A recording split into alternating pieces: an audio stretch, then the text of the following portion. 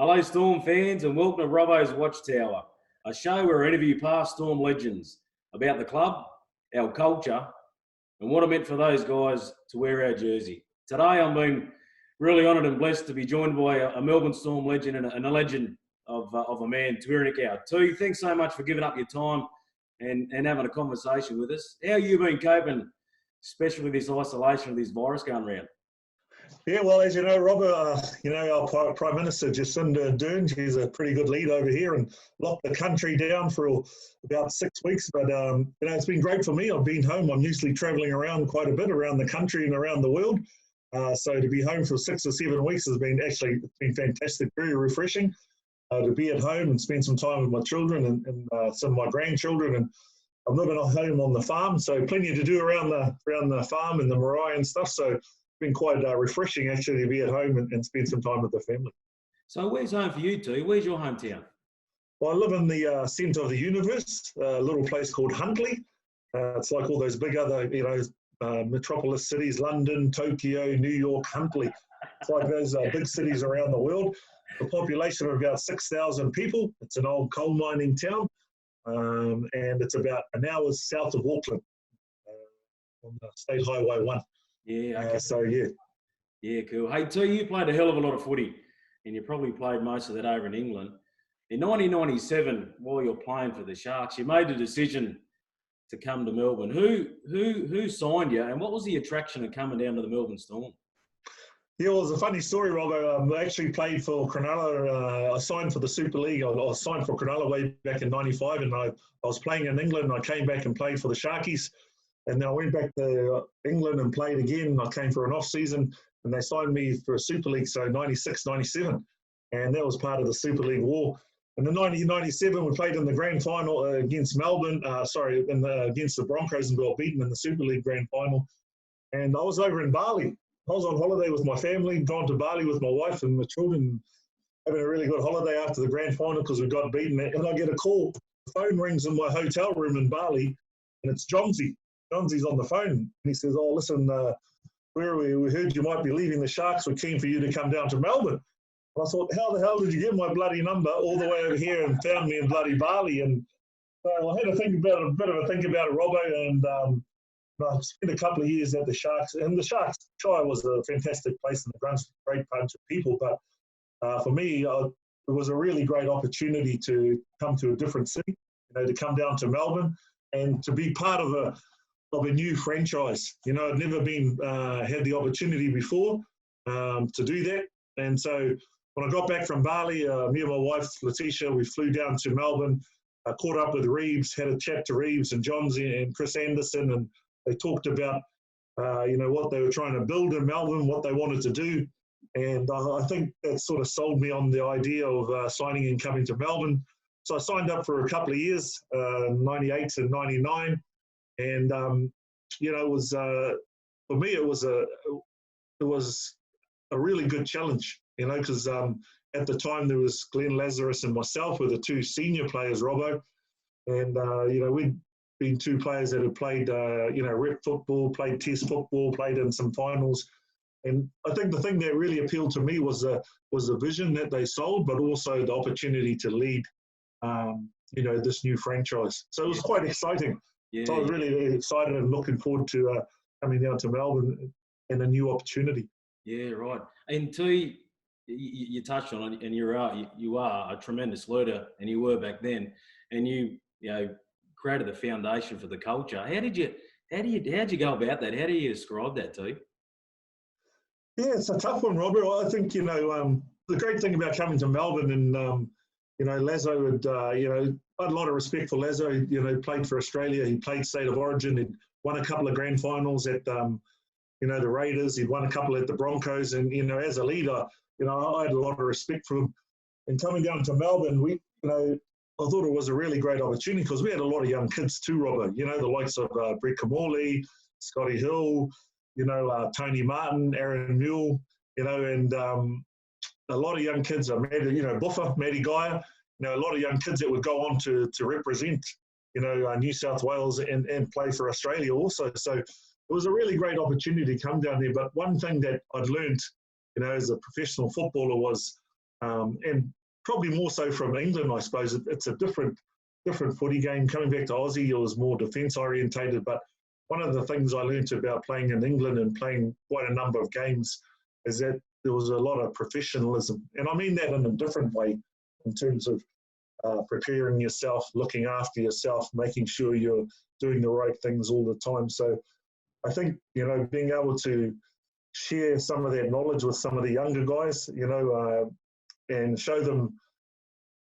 some of the things that I'd learned along the way, because I was getting on a little bit. I was one of the older players, and so that was, as you said before, Robbo, leading by example, being a leader for some of the younger players. And when I look back on those players and the young guys in the team, the likes of Matty Rua, yourself, Cesar Lavea, there's a whole lot of guys that came through that really, really learned a lot and that improved not only as footy players but as people.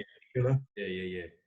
And those lessons too, I know for myself, they're life lessons. They're not just footy lessons. Those little things that we get taught as a player, they hold it instead. And I've heard Danny Williams say the same thing. He now uses all those things he learned in his business life and his life, away from the game. Now, 2 years ago, we created a bit of a package to illustrate what it meant to be a Melbourne Storm player. So when you walked into our organisation, you knew the expectations and the standards that was expected of you.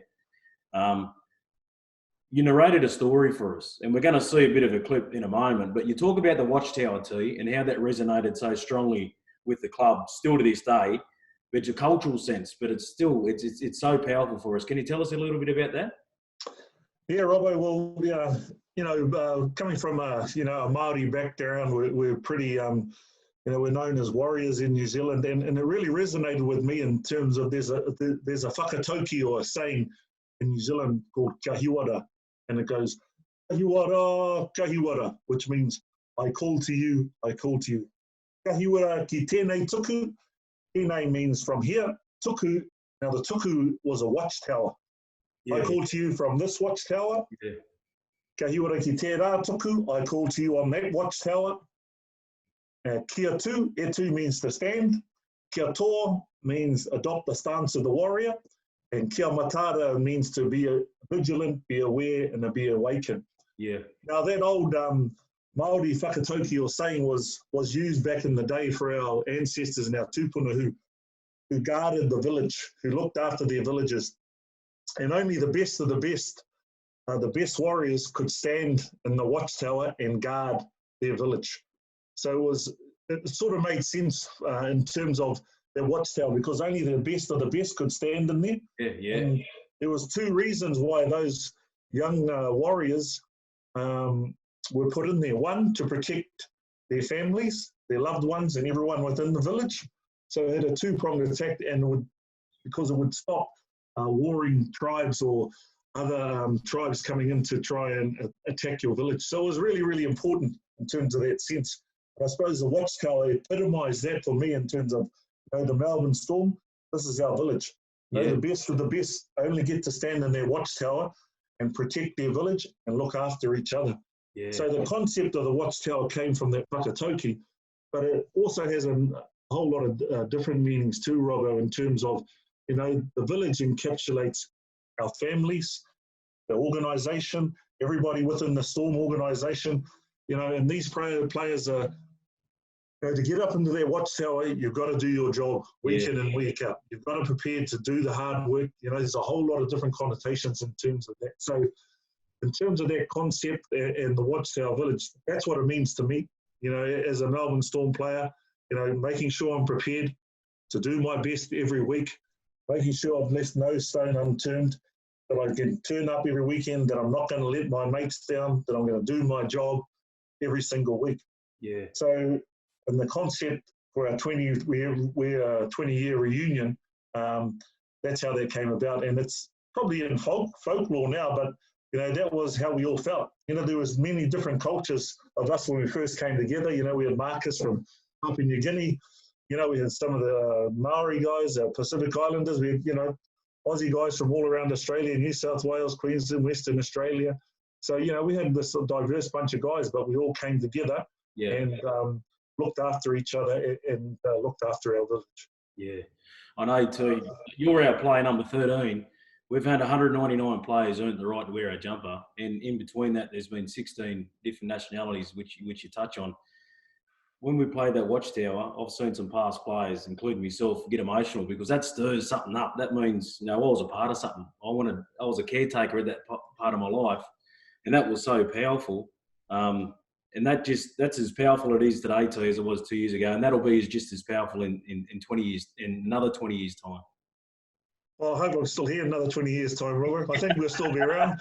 I love coming back to those reunions there, but that's exactly right. It's that brotherhood, it's that respect. As you said, Robbo, there's only been 199 players that have worn the Storm jersey.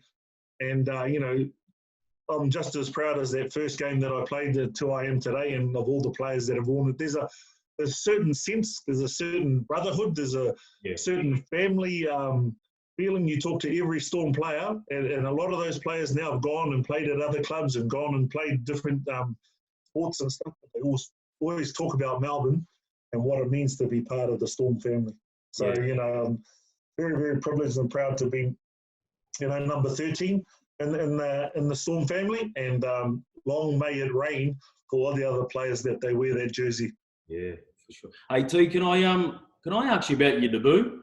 Your first game for the club? What was that like? The first game for the club, our first official game, I suppose, was way back in 1998, and it started off, I think we played Illawarra, the Dragons, down in Wollongong. And that was the first game, and I remember us going out on the field, and I think Lazo, I might have captain. Lazo was the captain, but I think he came off the bench. He was injured. He played that train. I think he broke his leg in 1997. He came and he wasn't 100% fit.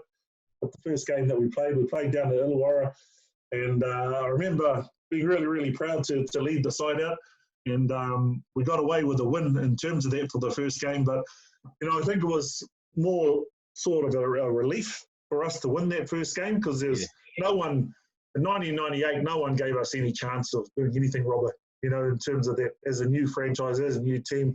It was sort of a team of journeymen that weren't going to amount to anything and weren't going to trouble some of the bigger teams. But that first game at Illawarra, for me, was really fantastic, because it showed that we had a bunch of players that would go out there and play for each other. That really gave me some confidence. We had a young team. I think Scotty Hill might have scored 2 tries that night. I can't remember, to be honest. But I'm just glad we won our first game. And I think the first 4 games we won, Robert, on the bounce.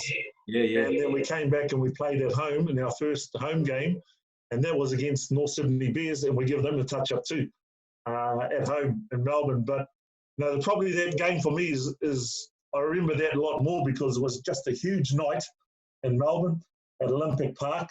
I think they delayed the game for about 20 minutes because the crowd couldn't get into the field. They had people sitting on the track and everything. It was unbelievable. People were on the fences trying to get over the post. It was an amazing feeling, and we really give the North Sydney Bears, who were a pretty tough physical side back then, we give them a bit of a touch-up that night, and that was our first home game. But the thing that I remembered, it was just a whole different kind of energy in Melbourne. It was a really big build-up. We'd run 3 of our games on the road, and we came back home and played North Sydney, and it was absolutely fantastic. And I remember after the game, we did a lap of honour around the field that we walked around, but the fans were just going ballistic, going crazy. It was absolutely fantastic. And I remember that as our first home game, but even my debut I was just so proud to wear the Storm jersey and lead the team out, and for us to win in our first game. So some fantastic memories in those early days, Robbo, and in particular the first match for Melbourne, but also in particular our first home game, which was absolutely fantastic. T, can I take you to your last game? You played 53 games for the club. Your last game, and I'm assuming that's one of your most memorable, was a grand final in 1999. One of the things I want to know from you, T, when the teams are lining up for national anthem, you could see yourself on the edge of the line, and you had this staunch look about you. You had this warrior-like look about you, T. What was your mindset then? Yeah, I think you probably got to go back to 1998, Robbo, to sort of really get into my head, because previously in 98, we'd gotten beaten by the Broncos in the elimination semi-final. They gave us a touch-up in 1998. We got beaten at the Sydney Football Stadium for the Broncos in 98. And then they went on to win it, I think. They beat the Bulldogs in 98. And I remember after that game, we came back inside the changing sheds and, we'd been beaten. And everyone was saying, we've done really well to get to this far. We got to the finals in our first year. We played it. But there was a sense of this sense of underachievement for me. I was sitting in the changing sheds. I remember sitting there looking around and I thought, had we only... one thing I've learned in playing football for a long time, Robbo, is you don't get these opportunities very often in terms of playing, playing finals footy, playing in finals, and the opportunity doesn't come around. And one of the goals that I had was to win a premiership in the NRL. And I sort of, from that year, from the end of that game till the following year, I sort of promised myself that I'd try and do everything in my power to make sure if we ever got back to the finals, I'd make sure that we had that opportunity, that we wouldn't die wondering, that I'd given everything that I had. So, standing there at the game after the national anthem, and I was totally focused on, let's go out there and leave nothing in the tank. Just give everything you had, because that was the last game I was going to play. I wanted to make sure that we had that opportunity, and that's what I was thinking at my mindset at the start of the game. You're probably going to ask me what happened at halftime now, Robbo, don't you? Well, I noticed when you did come out that second half, you really changed the momentum of that game. And I know Brett Morley won the Clive Churchill medal, but you would have been a real close second. Yeah, 90 won the game, won the Clive Churchill medal, mate. I've got no qualms or gripes or anything about it. I'm just so grateful we won the final. That's all that really, really matters to me. But I remember walking off at half-time and I turned around, I was looking up at the scoreboard and it was 14-0 to St. George, and I was just shaking my head. I was a little bit frustrated in the first half. We hadn't got any rhythm. We didn't get into our game plan. The Dragons had beat us 3 times that year. They gave us a touch-up every time. They were the only team that really troubled us. Nathan Brown would skip out a dummy half, turn the ball back on the inside. They'd have runners down the middle of the ruck. Our game was a real forward-powered game. We had a big forward pack that got some momentum, and when we did that, we were hard to stop. We had some good young backs, the likes of Buffard, Mardo, and Muley, and Marcus and Smithy on the wings to really give some finish to the forwards playing through the middle of the park and playing really flat. So half-time, I remember walking off the field, and I grabbed Moxie as we were going to the changing shot. I said, mate, we just got to rip in and get stuck into these guys. We've got 40 minutes left, mate. It's just get ripping, mate. So we got into the changing sheds. Chris Anderson said, hey, guys, just take a breath, calm down. We haven't been playing our normal game. We were a little bit flustered. Maybe it was the energy, the excitement, or whatever it was. But the second half, we got a little bit of momentum. We got some footy. We played a little bit of football. And, I managed to get a couple of shots on in the second half. And we got a bit of momentum and got a bit of a roll on. And, we sort of came home really, really strong. But, 99, one of the things that I'll always remember is, us as a team. But, I did feel sorry for a lot of the other guys, the likes of Bobby Kearns, Scotty Hill, Paul Bell. Yeah. There was a number of players that played that year and were an instrumental part of the team that didn't play in the final, and if you look back at that team, we had a really young team, Robbo. If you look at the backs, Buffo hadn't played standoff before. Mardo, Tony Martin, Aaron Mule, Smithy on the wing, and then Marcus and Boo at fullback.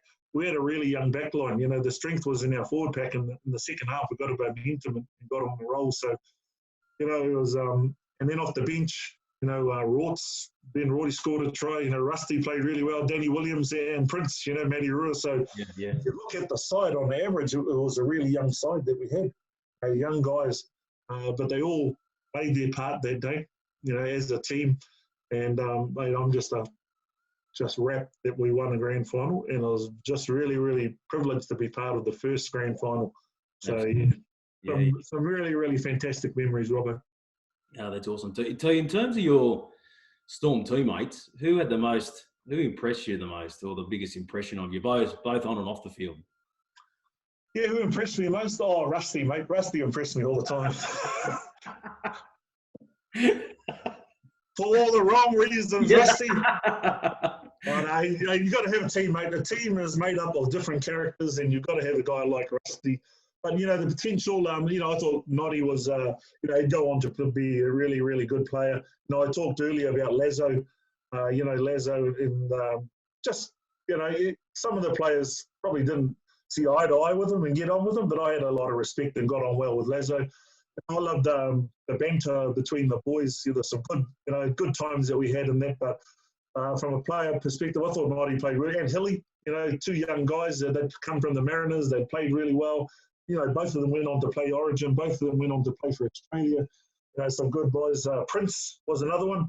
Adi Urua, just a young kid, ran a good line, mate. And you wouldn't want to run to him, mate. He could hit pretty hard, Robbo. So, across the board, we had, a whole lot of good young guys. And, even Buffer was another one. Lived in the shadow of his brother, Buff. But, he went on to play, become one of the Storm legends and the Storm greats, Buffer. So there's a whole lot of guys in that team that really impressed me. But probably Marcus would be my favourite too. Marcus, another great guy, and he was just one of those guys who just you could laugh and have a joke with Marcus. But when it came to playing footy, he was like another forward for us. So just loved the camaraderie and the brotherhood that we had in those early days. T, you were a hard trainer, and that flowed on to the players, and they seen that and they followed suit. But there was one day you were on a treadmill, and your young fella Tom jumped on the treadmill with you. What happened in that incident, T? Oh man, that was hilarious. No, it wasn't me. It was Danny Williams. D-Dub got him on the treadmill. So Tom try and jump on the treadmill. So I was training. He jumped on. I think it was only about 6 or 7 at the time. He was only bloody young. He jumped on, and Danny kept on pressing the button. He was going faster and faster. And then he fell down. He went straight into the wall and straight through the plasterboard wall. It was hilarious. It was like something in the cartoons, mate. It went straight off the back, straight into the wall, and made a hole in the wall, mate. It was absolutely hilarious, mate. One of the funniest things I've ever seen. In that training venue, too, you used to have a vending machine. What Storm players? Who still owes you? Oh, mate, they all do, mate. Rusty and Rorts used to smash the machine and say, "Oh, I want my bloody money." Didn't give me money. It was one of my. Actually, here's the story. One of my cousins used to drive for Coca-Cola in Melbourne. When I got to Melbourne, we had a barbecue, and I said, "Hey, how's the job going?" He goes, "Oh, no, pretty sweet." I said, "What do you do?" Because he said, "Oh, I just go drop all these vending machines off." I said, "You got any spare ones?" Yeah. "You got heaps in the yard." I said, "I'll drop one off at Olympic Park." So he rocked up one day, had the truck, rang me, I ran out, got it off the truck, put it in there. He said, "Here's the key." "What's this for?" He said, "Just go and fill it up, and then you can get all the cash out of it." So what I used to do is I used to go down to the supermarket, buy all these cans of Coke, fill it all up. No one knew, and I'd have the key there. Mate, I'd make $350 a week out of that Coke machine. It was unbelievable. It was unreal, mate. So that was part of that entrepreneurial spirit, mate. So everyone used to say, "Hey, the machine's not working." I said, "Oh, no, the guy's coming tomorrow, but they'll go and get all the money out and then fill up the cans again." No one used to say, it was hilarious. That's what Denny said. The reason you say rich, T, because he said he used to take his lunch all the time. That wasn't the only thing, Robbo. I used to have, one of my other cousins was at the fish shop just down in Richmond there. So any spare tickets I'd have, I'd go down there, drop a couple of tickets. I'd get a bin of fish every week delivered to my house. I'd go up to the grocery store, give him a couple of tickets to the game. I'd get a box of fruit and veggies every week delivered to my house. They'd drop it off every week. So I never paid for groceries for 2 years. I have fish, meat, and veggies every week delivered fresh to my house for the couple of tickets, because you know what it was like, Robbo, back in those days? Nobody had friends or family, so I'd get 10 tickets and I'd give them out to all the butchers, the fish guys. Mate, they loved me. You're awesome. Too smart. You're too smart, T. Hey, T, you 1999, the following year, you go to England and you have a tragedy in your life, and in a short period of time, you had an accident and you lost your leg, T. Can I just ask you, how the hell did you keep that together? How did you maintain that sanity and keep grounded? Yeah, mate, it was tough, Robbo. Probably the toughest thing that's ever happened to me. My wife, Letitia, committed suicide in 2001, and probably the most challenging, toughest, everything that I'd planned out, had this plan, I had a beautiful family, 2 beautiful kids, a beautiful wife, But the old black dog, the old suicide, you know, I didn't realise what suicide was and that she'd suffered from that in the past, and, you know, got to the stage where, you know, she'd, you know, couldn't see any way out and took her life. So probably the hardest thing that I ever gone through in my life, you know, to get back. But, you know, I was really lucky. I had the strong self-belief, Robbo, the strong spiritual belief in me. Whilst I was in England, it was really tough. It took me about 7 or 8 days to get all the clearances and fly the body back to New Zealand. But when I got back home to New Zealand, I was fine. My family was here, my support network were here, and I was home for about 3 weeks. You know, I still had another year to go on my contract, and my wife Letitia was my manager and looked after everything. And so, as part of finalising my contract off, I thought, right, I'll go back to Warrington, finish that off, and then that was it. You know, I was done. But in honour of my wife and what I had to do, going back to Warrington and finishing my time off there, and you know, having some closure was really, really important. It was really, really tough, Robbo. You know, people talk a lot about resilience and, you know, overcoming some of those adversities, but when you actually go through something that's, you know, really, really tough like that, you know, you sort of find some inner strength. The challenge for me was, you know, how was it going to affect my children? Yes. You know, my daughter at the time, Heaven, was, she just turned 11, 12. My son, Time, was 8, you know, so losing their mother in the tragic circumstances, and the focus for me was, you know, how do we move forward from there? So, you know, going back to England was part of that, the closure and finishing off the contract, but also the kids to go back and, you know, go back in the house that we lived in and work through what we had to do. So, you know, through any adversity, you become stronger. You know, what doesn't kill you makes you stronger, but it's pretty tough, mate. Yeah. Pretty hard to, you know, get yourself back up there. But as I said before, you know, having a good family support, you know, good support network around me was really, really important. But, you know, those are the things that, you know, when you're a father, when you're a leader, you've got to step up, you know. Yeah. And so, you know, there's not a day that goes by where I don't really think about, you know, what's happened. Yes. You know, and sometimes, I am sad about it in terms of that stuff. But, you know, what's happened's happened. And you have to move on and you know, look for the future.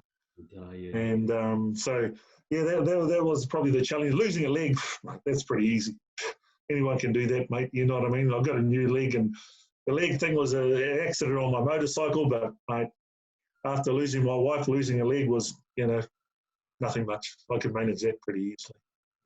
And did you ever, what I mean, poor me, did you ever? Oh, yeah, you go through all those different emotions, Robbo. Yeah, you go through the anger, the guilt, the frustration, all those different emotions. But, you know, at the end of the day, you know, what's done is done. You know what I mean? A lot of people take a different view on it, but, you know, I've always had a really positive attitude and a real positive mindset, and, you know, life is for living. You know, and you go through all those different emotions and you feel that guilt. You know, I remember, you know, the guy who crashed into me, I was on my motorbike, I came around the corner, the guy had hit the corner. He'd come straight towards me. He was going to head on into me. Lucky I dropped the bike and I missed him. And he crashed into the side of me, spiked me up, smashed the, you know, bottom of my leg and my foot and the heel. Everything was all munted. I was in hospital for about 6 weeks, and then the doc said, listen, you can, you know, stay like this for the next 2 to 3 years, or you can have it amputated and get on with your life. I said, right, cut the bloody thing off. I want to get on with my life. You know, I didn't want to be stuck in hospital for the next couple of years. And my focus was really on my children, making sure they got home and that they were going to be okay, you know, in terms of that. But, yeah, you go through all those different emotions, Robbo, but I suppose it's that, you know, that inner belief within yourself that there's you know, you're here for a reason, you know, in terms of that. You do. Where did that come from? Yeah, I suppose, you know, I talked about my spiritual belief and, you know, being brought up in the whānau and a family that had really, really good support. And I know a lot of people don't have that. But I think, you know, it's just being positive, being focused, and probably having a mindset around, you know, I think it comes from the environment. That part of that is that too. That, you know, what's happened's happened. and moving on and enjoying life to the best of your ability is, we're here for a short time, Robbo. Might as well enjoy it and do the best that you can. And we've all known of mates and friends that have gone way too early and didn't get to enjoy their lives or enjoy their families and see their loved ones, grow. So, that's the sort of thing for me, Robbo. But I remember one night, when I'd just after I'd had my leg amputated, I had the operation like at midday, and I woke up about 2 or 3 in the morning, and I was busting to go to the toilet. And I remember just rolling out of bed. I was still on the morphine and drugged up, and I went to go to the toilet, to walk to the toilet. I fell on the ground. I'd smashed the bottom of my leg, and it split open. Blood was pouring out the bottom of my leg. Yeah. And I couldn't even get back on the bed. I had one of those automatic ones. I had to ring the nurse. She had to come and help me. And she helped me get on the bed, lifted it up, and blood was pissing out the bottom of my leg. And I remember looking down and was crying, having a bit of a cry to myself and thinking, shit, what does a former one-legged rugby league player do with his life now? So, you go through all those motions, but you don't let it hold down. Yes. So one of the things that I've always believed in, Robbo, is that if you keep your heart in the right place, the sun will come out and shine again. So, not long after that, met a beautiful young lady, got married, didn't think I'd feel in love again. They got 2 more kids, got bloody 5 grandkids, got an awesome life, So things are, been really, really good, Robbo. And I never thought I'd feel like that again. You go through those different times. But life's for living and enjoying as much as you can. I love your knowledge and wisdom, T. I love listening to you. I've got a couple more questions before I let you go. When you look at the Melbourne Storm team now, the squad now in 2020, when they run out the jersey you once wore, T, how does that? What do you feel about that? Oh, mate, I'm just so proud, Robbo. I'm just so humbled, so privileged to be part of the legacy that is the Melbourne Storm. And proud of all the players, that started there and that have worn the jersey, because when you feel like you're part of something, that you've created something, you still have that ownership, you still have that attachment, and you still have that proudness. You know what I mean? I think, with Craig and with Cameron and all the players over the years and still there now, it's gone to a whole new level. But just so privileged and proud and humbled to be part of something that probably in folklore now and sports history in Melbourne or in Australia, probably even in the world, that Melbourne Storm is looked on as one of the most successful franchises in any code in terms of what they've actually done. Yeah. Playing in the final series, won a number of different grand finals.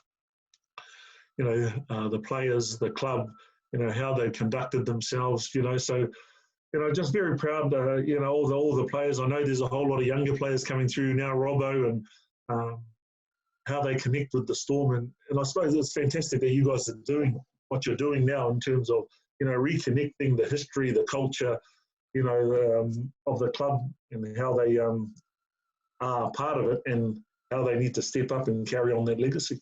Yeah. Last question, T. Out of all the Melbourne Storm players that you never played with, who was a player that caught your eye and gone, geez, I wish I got the opportunity to play with him? Oh, probably, mate. There's a couple. There's a couple of players that I thought, probably, Cameron Smith's probably one of the best. He'll go down as the greatest to ever play the game, of all time. I just think, just totally amazed about Cameron's, calmness, his coolness, his ability to change the game. You know what I mean? Whether it's with his kicking, with his leadership, I think he's just one of the most outstanding players. And probably, Billy Slater, he changed the way that fullbacks played the game, that children now play the game. You know what I mean? Is when you talk about game changers, when you talk about influences of a generation, those 2 players, I think, epitomise what the Melbourne Storm stands for, in terms of a whole raft of those values of, culture, of leadership, of work ethic, of, a whole number of different things. Would have loved to have played with Billy, would have loved to have played with Cameron. So, those are the couple of guys that I think. But, even to be coached by Craig Bellamy, I don't think I'd appreciate the sprays that he gives the boys. Chris Anderson never did that to us, Robbo. But, he's, and also Craig too, he's probably go down with one of as the best coaches of all time, along with Wayne Bennett, in terms of the longevity, constantly reinventing himself to get the best out of players. So not just on the player wise, but on the coaching side. If you look at Craig and the influence that he's had right across the NRL game with the number of coaches, that's absolutely outstanding. So just a big, I suppose, heads up to those guys, and for the ongoing commitment to the Melbourne Storm has been absolutely fantastic. Yeah. Hey, T, I just want to thank you and honour you.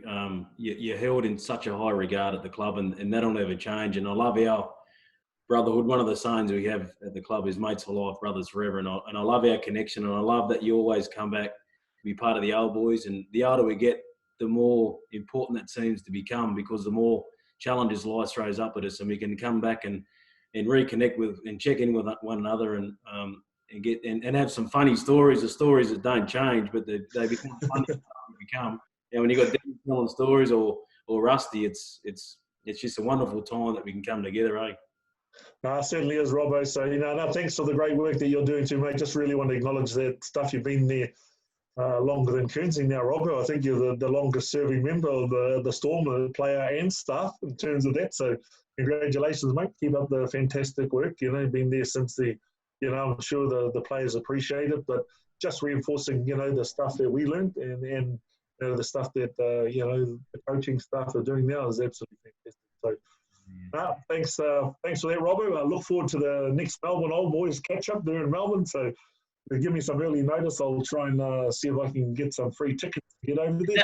It's always pretty good. I don't like paying for much, Robbo. I never paid for any groceries or anything while I was in for 2 years, so that's pretty good, mate. Not many people know that, so I shared that with you. Then Danny Williams is going to be annoyed when he hears that. He would have done the same thing. Robbo, all good, mate. Thank you very much, too. I really appreciate it. No worries, brother. You take care. And who are the boys playing the first game? Who they got? I think we got the Raiders next week. Next week. Next week, yeah. Is it whereabouts? Do they know yet? Well, there's 6. I think there's 6 venues where they're going to play the games, and Amy Park's going to be one of those venues. Oh, that's good. Yeah. So that might be a southern thing. Raiders, Storm might play all the southern teams. St. George, Illawarra, they're the southern sides, eh? Yeah. Oh no, that's good, mate. Hey, Robert, I never really asked you, but this is off the record. I'll stop that.